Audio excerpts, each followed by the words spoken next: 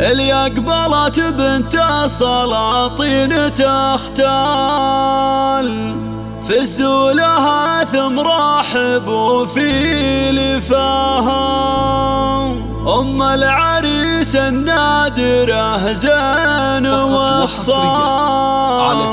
أم ماجد أخت القمر في ضياها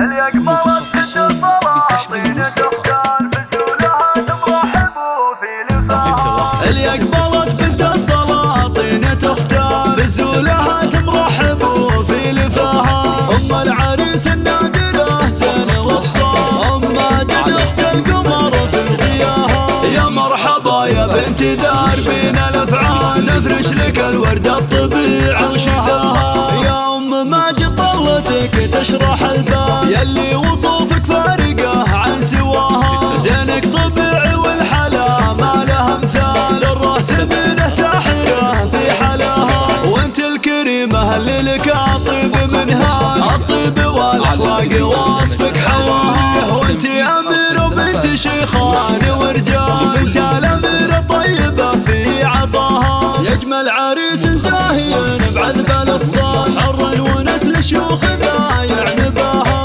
أنت الكريم اللي لنا مضرب مثال شيخ فعوله عالي مستواها فيك المراجل والفخر قول وافعال والطيب قدرك والفعال بسماها وابوك شيخ شهمله ذكر لا زال طيب وكرم بخصالها لاحتواها واخوانك حزامك مطالق وابطال خواتك النجمة تضرب سماها كبيرة تسمو قدره البال وفعال الطيب فيهن والرزان وفهاها واختامها يسعدك ربي بكل حال يديم افراح الحياة وهناها.